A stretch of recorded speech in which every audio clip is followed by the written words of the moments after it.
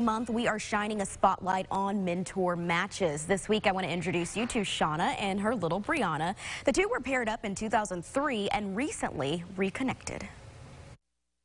Shawna, so first of all, just tell me what made you decide to become a big? You were a big years ago, and what made you decide to become one? When I got out of college in 2003, I was looking for a way to serve and specifically work with young women. And Big Brothers Big Sisters was the perfect organization.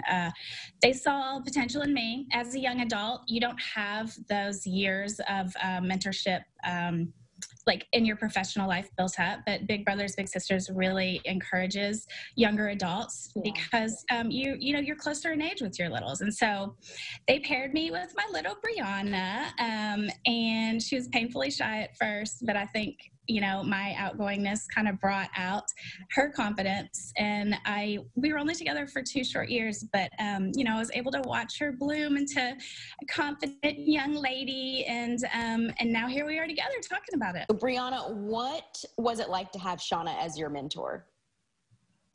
Having Shawna as my big sister was exciting and eye-opening. When we met at that time, I was shy and didn't fit in at school. And being the only girl at home, having her as someone that I could look up to really helped me to understand that there are many people out there that may not look like me, but yet we have things, similar interests. And our interest at that time was reading, and we connected through Harry Potter. Oh, cool. That's really cool.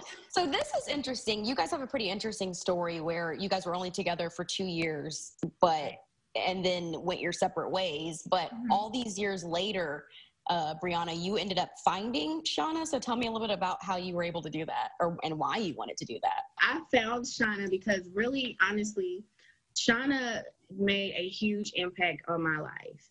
But I came from a single-parent background home.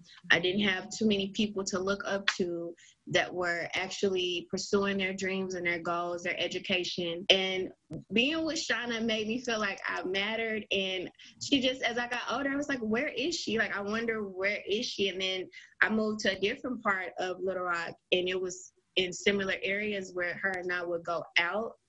And I was like, see, I remember when I was 9 and 10 years old, where's Shawna? And so I got on Facebook, and I actually found her, and I messaged her. That's okay.